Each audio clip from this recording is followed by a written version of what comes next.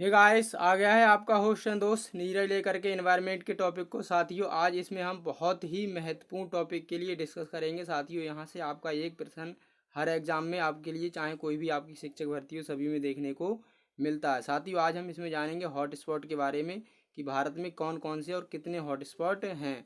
साथियों, साथ ही साथ इस वीडियो में हम जानेंगे क्या कि रेड डाटा बुक के बारे में, कि रेड डाटा बुक के लिए कौन जारी करता है, जहाँ से आपका हर साल हर बार एक क्वेश्चन जो है देखने को मिलता है। तो फ्रेंड्स, स्वागत है आप सभी भावी शिक्षकों और मेरे प्यारे भाइयों बहनों का आपके अपने यूट्यूब चैनल श्री गुरु अकेडमी पर, जहां हम करते हैं आपके सभी टीचिंग एग्जाम्स की फ्री तैयारी कराने का वादा। जी हाँ साथियों, चलते हैं और वीडियो को शुरू करते हैं। इससे पहले फ्रेंड्स, आपसे रिक्वेस्ट है कि यदि वीडियो आपको पसंद आए तो लाइक करें, शेयर करें, और साथियों चैनल को पहली बार विजिट कर रहे हैं तो चैनल के लिए सब्सक्राइब करके इस बेल बटन को भी दबा दीजिए। साथ ही साथ साथियों, ये सभी मैटर पीडीएफ फॉर्मेट में प्राप्त करने के लिए आप हमारे टेलीग्राम चैनल को ज्वाइन कर लें, जहां पर ये सभी मैटर आपको पीडीएफ फॉर्मेट में मिल जाएगा। और साथ ही साथ क्या है साथियों, आप पेन और पेपर के लिए लेकर के बैठें, जैसे जो इंपॉर्टेंट फैक्ट मैं आपको यहाँ पर बताऊँगा उन्हें आप नोट कर लें।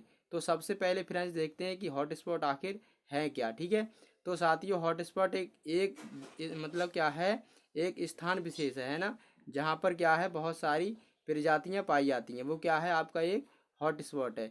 लेकिन साथियों क्या है, अब हॉट स्पॉट के बारे में और आगे हम जाने तो सबसे पहले बात निकल करके आती है कि हॉट स्पॉट का आखिर शब्द का प्रयोग सबसे पहले किसने किया था।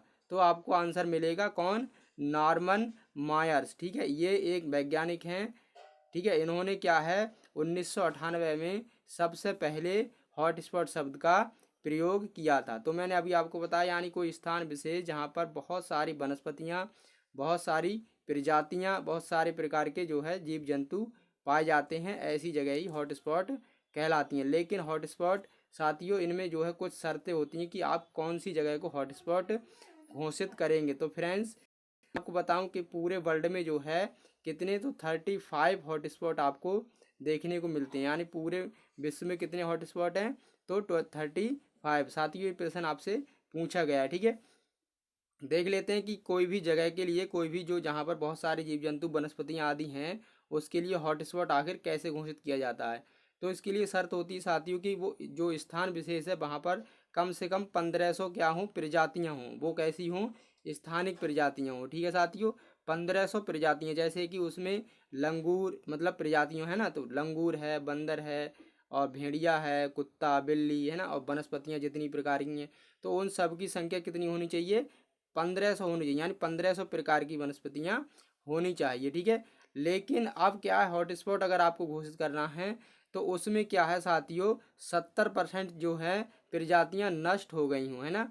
साथियों आपको पता होगा, जैसे ही क्या है कि हमारा वायुमंडल, हमारी यानी कि जलमंडल, स्थल मंडल सभी प्रदूषित होते जा रहे हैं, है ना, मानव के दोहन की वजह से, है ना, औद्योगिकरण की वजह से, है ना। तो ये साथियों क्या है, इससे जो हमारे प्रजातियां हैं, जो जानवर हैं और जो पशु पक्षी जो हैं, उनकी साथियों संख्या क्या है, कम होती जा रही है, क्योंकि उनके लिए आवास, उनके लिए अनुकूलन जो है नहीं मिल पा रहा है। तो उसी वजह से क्या है कि कहीं कहीं प्रजातियां, कई कई प्रजातियां ख़त्म होती जा रही हैं। जैसे आपने देखा होगा कि चीतों की संख्या कम हो गई है ना, और गिद्धों की संख्या काफ़ी कम हो चुकी है, और कई प्रकार के पक्षी जो पहले पाए जाते थे अब उनकी बिल्कुल संख्या ख़त्म हो गई है। तो क्या है, जो इसी के लिए हम यानी हॉट स्पॉट घोषित कर देते हैं कि यहाँ पर जो है इन प्रजातियों के लिए जो है खतरा है। आप जैसे, अब खतरा क्या है, तो खतरे के लिए सरकार देखे और उसका जो है निवारण करे। इस वजह से उस जगह के लिए हॉट स्पॉट घोषित किया जाता है। तो मैंने आपको बताया क्या है कि उस स्थान पर लगभग 1500 प्रजातियां हों, लेकिन उनमें से 70% नष्ट हो गई हों। साथ ही ये प्रश्न आपसे पूछा जाता है ना कि आप कौन से क्षेत्र के लिए हॉटस्पॉट घोषित किया जाता है। साथियों आप, मुझे उम्मीद है कि समझ रहे होंगे, है ना। तो साथियों आगे देख लेते हैं क्या है कि और आगे उपर्युक्त कार्यों को सम्मिलित करते हुए विश्व के जिन हॉटस्पॉट क्षेत्रों में स्थानिक प्रजातियों की प्रचुर मात्रा पाई जाती है, वे क्षेत्र अत्यधिक हॉटस्पॉट कहलाते हैं ना। तो साथियों क्या है, इनके विनाश का भी खतरा बना रहता है। अब इनके विनाश के खतरे के लिए ही टालने को, मतलब जो है ख़त्म करने के लिए, या जो है रक्षा करने के लिए प्राणियों की हॉटस्पॉट घोषित कर दिया जाता है उस जगह को, जिससे सरकार जो है उस पर अलग से अपना ध्यान केंद्रित करे, है ना। तो हॉटस्पॉट आपको जो है समझ में आ गया। तो मैंने आपको क्या बताया कि कुल कितने बस विश्व में कुल कितने हैं, तो 35 आपके जो हॉटस्पॉट पूरे वर्ल्ड में हैं, ठीक है। जिनमें से भारत में कितने हॉटस्पॉट हैं, तो भारत में 4 हॉटस्पॉट हैं, ठीक है। तो भारत के जो 4 हॉटस्पॉट हैं, इन्हीं से संबंधित क्वेश्चन जो है आपके सीटेट में जो आपका 5 जुलाई को होने वाला है 2020 में, उसमें साथियों पूछे जाने की पूरी पूरी उम्मीद है। तो साथियों देख लेते हैं भारत के 4 जो हॉटस्पॉट हैं वो कौन कौन से हैं, ठीक है। तो इसमें देखते हैं क्या, तो हॉटस्पॉट क्या मैंने बताया, भारत के 4 क्षेत्र विश्व के जैव विविधता बाहुल्य क्षेत्रों में आते हैं। ये कौन कौन से क्षेत्र हैं, यानी कि कौन कौन से हॉटस्पॉट हैं, ये आप बोले। तो सबसे पहला हॉटस्पॉट आपको मिलता है कौन सा, हिमालय का क्षेत्र, जहाँ पर हिमालय है ना। तो हिमालय आपको पता होगा भारत में है, कुछ कुछ नेपाल में है ना, कुछ थोड़ा बहुत पाकिस्तान, चीन है ना, और जो बांग्लादेश जो है, भूटान वगैरह, इन देशों में फैला हुआ है। तो जो हिमालय का क्षेत्र है वो जो है एक हॉटस्पॉट घोषित किया जा चुका है, ठीक है। अब इसके अंतर्गत कौन कौन सी जगह आती हैं, तो संपूर्ण हिमालय, ठीक है।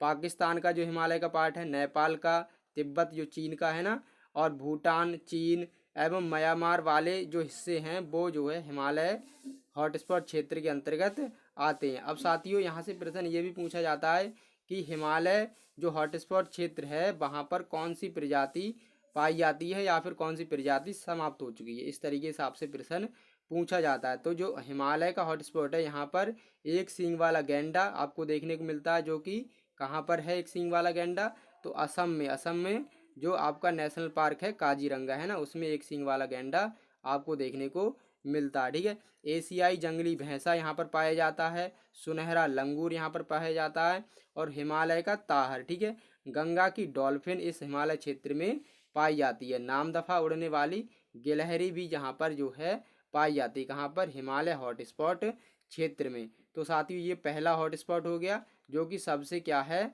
पुराना भी है, ठीक है। अगला देख लेते हैं हम क्या है, इंडो बर्मा हॉटस्पॉट, ठीक है। ये कहाँ पर है, इंडिया और जो अपना जो बर्मा जो अब इस किस नाम से जाना जाता है, तो म्यांमार के नाम से जाना जाता है ना। तो वहाँ पर भी एक जो है भारत का हॉटस्पॉट क्षेत्र है, ठीक है। अब इस क्षेत्र में कौन सी प्रजातियाँ पाई जाती हैं, तो इसमें पाए जाते हैं आपके लंगूर, गिब्बन है ना, कपियों के आवास क्षेत्र, ये चीज़ें, ये प्रजातियाँ यहाँ पर पाई जाती हैं। इसके अंतर्गत उत्तर पूर्वी भारत का क्षेत्र Myanmar, Thailand, Vietnam, Laos, Cambodia एवं दक्षिणी चीन का क्षेत्र जो है इसके अंतर्गत आता है, ठीक है साथियों।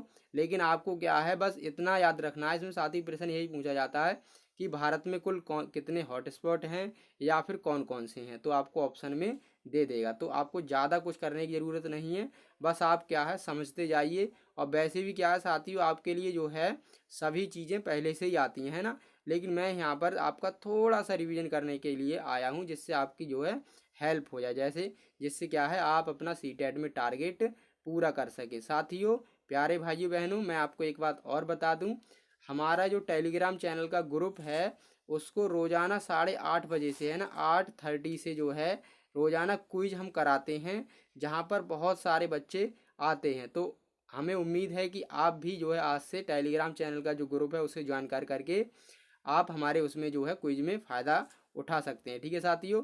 आगे देखते हैं हम क्या, पश्चिमी घाट के लिए, जो पश्चिमी घाट है वो भी एक हॉटस्पॉट है। कहाँ पर है ये, तो ये कर्नाटक वाली जगह है ना, और केरला है ना, और ये मुंबई यानी कि महाराष्ट्र, ये जो हैं ये जो है पश्चिमी घाट के अंतर्गत आते हैं। इसके लिए भी एक हॉटस्पॉट क्षेत्र घोषित किया जा चुका है, ठीक है। अब देख लेते हैं और इसमें क्या है, तो यह है दक्षिण पश्चिमी भारत एवं श्रीलंका के दक्षिण पश्चिम के उच्च भूमि क्षेत्र में फैला हुआ है ना। अब मैंने आपको बताया यहाँ दक्षिणी घाट जो है, जहाँ केरला, तो केरला के नीचे यानी कि श्रीलंका हमारे लिए देखने को मिलता है ना, तो श्रीलंका का कुछ भाग इसमें आ जाता है जो पश्चिमी घाट का जो हॉटस्पॉट है, और भारत के जो कौन से राज्य हैं, पश्चिमी घाट के जो राज्य हैं वो इसके अंतर्गत आ जाते हैं। बात करते हैं कि यहाँ पर कौन कौन सी प्रजातियाँ पाई जाती हैं या फिर कौन कौन से पशु पक्षी हमें देखने को ज़्यादा मिलते हैं। तो इसमें आपको देखने को मिलता है एशियाई हाथी है ना, नीलगिरी ताहर, शेर, पूंछ वाला बंदर है ना, इसके लिए हम मकाक भी बोलते हैं, आदि कुछ विशेष प्रकार की प्रजातियाँ पाई जाती हैं। फ्रेंड्स क्या है कि आपसे ये प्रश्न पूछ लिया जाता है एक आध बार कि कौन सी प्रजाति जो है पश्चिमी घाट क्या है कि उसमें जो है हॉटस्पॉट क्षेत्र में पाई जाती है। तो आप बस इनके लिए बस एक बार पढ़ लें, आपके माइंड में फीड हो जाएगा। आप और एक आध बार जो है आप इसे रिवाइज कर लें। देख लेते हैं अपना जो अगला हॉटस्पॉट है वो कौन सा है, सुंडालैंड। ठीक है, सुंडालैंड ये हॉटस्पॉट है, ये भी कहाँ का है, भारत का है ना।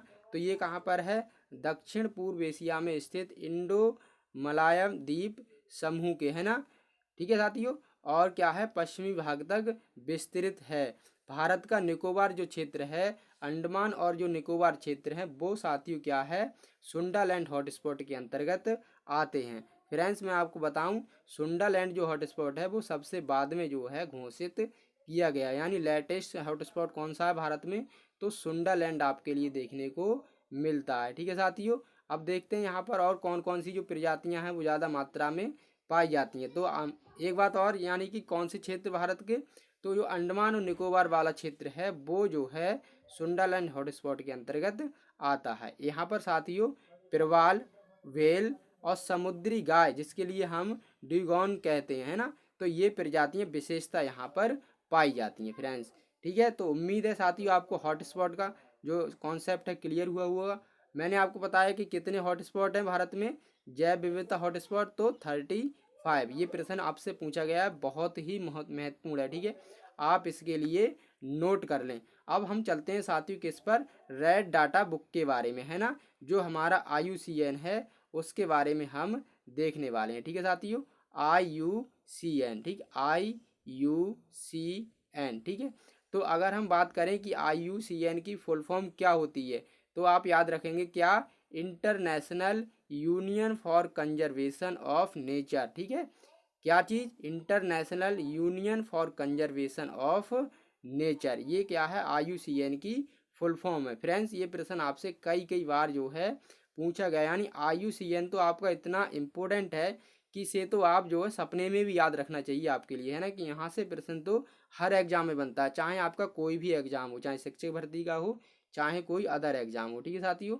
और देख लेते हैं इसके बारे में क्या, फ्रेंड्स इसके बारे में और मैं एक आध बात आपको बता दूं, ये जो इसका हेडक्वार्टर है IUCN का वो कहाँ पर है, तो स्विट्जरलैंड में आपके लिए उसका जो है हेडक्वार्टर देखने को मिलता है। ठीक है, और इसका अगर हम बात करें गठन कब हुआ था IUCN का, तो 1998 में इसका जो है गठन हुआ था। ठीक है, IUCN का। अब IUCN का काम क्या होता है, अभी मैंने आपको क्या बताया, हॉटस्पॉट के बारे में, है ना, तो हॉटस्पॉट में क्या है, प्रजातियों के लिए खतरा होता है ना, तो खतरे के लिए ही कि मतलब जो है उनकी जो है सूची बनाने का काम कौन करता है, IUCN, है ना। और जो सूची होती है, जो यानी कि जिसमें जो है रिकॉर्ड रखा जाता है, उसे ही हम रेड डाटा बुक के नाम से पूछते हैं। तो फ्रेंड्स आपसे क्या, ये प्रश्न भी कई बार पूछा गया है कि रेड डाटा बुक कौन जारी करता है, और रेड डाटा बुक से संबंधित फैक्ट, जैसे कि रेड डाटा बुक में क्या नोट किया जाता है, तो आप कहेंगे कि जो संकटग्रस्त प्रजातियां हैं या फिर जो विलुप्त हो चुकी हैं, उनके लिए उनका रिकॉर्ड जो है रेड डाटा बुक के अंतर्गत रखा जाता है। इससे संबंधित साथियों कुछ और महत्वपूर्ण जो पॉइंट हैं उन्हें भी मैं आपके लिए सामने रख देता हूँ। देखो क्या है कि रेड डाटा बुक में कुल 9 प्रजातियों को रखा गया है ना। 9 प्रजातियाँ कौन कौन सी, जैसे जो ज़्यादा मतलब खतरा है इनके लिए, या कुछ जो है समाप्त हो चुकी हैं, या फिर जो सही हैं, मतलब क्या है मुक्त हैं अभी तक, उनके लिए कोई नुकसान नहीं है। इस तरीके से कुल 9 प्रजातियाँ इसमें जो है 9 भागों में रखी गई हैं। ठीक है, अब क्या साथियों, जो क्रांतिक रूप से संकटापन्न जीव हैं वो गुलाबी पृष्ठों पर दर्शाए जाते हैं, है ना। और जैसे ही ये जो है मैंने बताया क्या, जो क्रांतिक रूप से संकटापन्न है ना, जो जिनके लिए जो है खतरा है, उनके लिए पहले किस पर, तो गुलाबी पृष्ठों पर। और अगर वो जो है जैसे सरकार ने उनका संरक्षण कर दिया, अब वो पूरी तरह से सुरक्षित हैं, तो सुरक्षित होने के बाद में क्या है, उनके लिए स्थानांतरित कर दिया जाता है हरे पृष्ठों पर। ठीक है, इसमें साथियों क्या है, कार्ड टाइप के बनाए जाते हैं कि हरे, है ना, और क्या, तो गुलाबी और रेड, इस तरीके के आपके जो है ये बनाए जाते हैं। फ्रेंड्स मैं आपको बहुत ही सिंपल लैंग्वेज में यहाँ पर समझा रहा हूँ, और जिससे आपका प्रश्न भी जो है ईजिली क्लियर हो जाएगा। ठीक है, तो देख लेते हैं साथियों कि कौन कौन सी वो प्रजातियां हैं जो IUCN की रेड डाटा सूची में सम्मिलित हैं। ठीक है, तो कुल कितनी 9 श्रेणियां इसमें जो है हैं। आपको 9 श्रेणियां याद नहीं करनी है, बस 9 श्रेणियों के बस नाम ध्यान आपको रखने हैं। जैसे आपसे मान लो प्रश्न पूछ ले कि कौन सी जो है प्रजाति जो है इसमें रेड डाटा सूची में नहीं रखी गई है, या रखी गई है। तो आपके लिए बस नाम याद होने चाहिए, बाकी जो फैक्ट हैं वो मैं आपको समझा दूंगा। जैसे कि विलुप्त है ना, एक कॉलम विलुप्त है किसमें, रेड डाटा बुक में। तो विलुप्त प्रजाति है ना, विलुप्त प्रजाति यहाँ पर जो है ना। तो साथियों क्या है विलुप्त प्रजाति, तो इसमें क्या है जो प्रजातियां बिल्कुल समाप्त हो चुकी हैं, है ना, जो प्रजातियां बिल्कुल समाप्त हो चुकी हैं उनके लिए रखा गया है विलुप्त में, है ना। और उनके बाद भी जो वन से विलुप्त हुए हैं, जो वन से विलुप्त हुए हैं उनके लिए दूसरे कॉलम में रखा गया है, ठीक है। और कौन सी प्रजातियां हैं, तो कुछ गंभीर रूप से संकटग्रस्त हैं। जैसे कि मैंने आपको बताया क्या कि हॉट स्पॉट में 70% प्रजातियां खत्म हो चुकी हैं, है ना। तो क्या है वो जो है सभी प्रजातियां खत्म होने की कगार पर, यानी गंभीर रूप से संकटग्रस्त हैं। तो एक कॉलम जो है रेड डाटा बुक में गंभीर संकटग्रस्त जो वनस्पतियां या फिर जीव जंतु हैं उनके लिए बनाया गया है। संकटग्रस्त, तो संकटग्रस्त क्या है साथियों, इसमें क्या है कि 50% जो है प्रजातियां नुकसानदायक हो चुकी हैं, यानी कि 50% प्रजातियां समाप्त हो चुकी हैं, है ना, या उनकी संख्या जो है काफ़ी कम है, ठीक है। सुवेद में हम देख लेते हैं, तो सुवेद में क्या है, तो सुवेद में साथियों यदि प्रजातियों की संख्या 250 है ना, 250 है या उससे कम है, तो वो उनके लिए हम किस में रखेंगे, सुवेद में रखेंगे, ठीक है साथियों, सुवेद में। और निकट संकट का मतलब क्या है, निकट संकट साथियों जिन पर संकट आने वाला है ना, तो उनके लिए हम उन प्रजातियों को निकट संकट वाले कॉलम में रख देते हैं। और कुछ प्रजातियां जो पूरी तरह से सुरक्षित हैं उनके लिए किस में रखा जाता है, तो संकट मुक्त वाले कॉलम में रखा जाता है, ठीक है। और कुछ प्रजातियां ऐसी भी होती हैं जिनके लिए क्या है आंकड़ों का जो है अभाव है। जैसे कि मान लो कि कुछ प्रजातियों के लिए ये लोग जो IUCN के जो है ना कर्मचारी है ना, तो वो उनके लिए आइडेंटिफाई नहीं कर पाए हैं, तो वो उनके लिए अलग सूची में रख दिया जाता है, ठीक है। और कुछ के लिए हम आकलित ही नहीं करते हैं। जैसे कि मान लो कुछ प्रजातियां ऐसी हैं जिनकी बहुत मात्रा में पहले से ही प्रेजेंस है या फिर जिनका जो है अपने लिए ज़्यादा महत्व नहीं है, तो उनका आकलन हम लोग नहीं करते हैं। तो ईजिली फ्रेंड्स आपको इसमें बस याद ये रखना है कि IUCN की जो रेड डाटा बुक है उसमें कौन कौन सी प्रजातियां हैं, या फिर जो रेड डाटा बुक है उसे कौन जारी करता है। यहाँ से 1 या 2 प्रश्न इसी तरीके से बनते हैं, ज़्यादा मैं आपके लिए इसी वजह से नहीं लेकर के आया जिससे क्या है आपका खाली टाइम खराब हो। तो उम्मीद करते हैं साथियों आपके लिए यहाँ पर बहुत कुछ जानने को मिला होगा। यदि वीडियो आपको पसंद आई है तो लाइक करें और साथियों अपने दोस्तों के साथ शेयर करें, चैनल के लिए सब्सक्राइब कर लें और इजाज़त दीजिए मुझे नीरज को। धन्यवाद साथियों।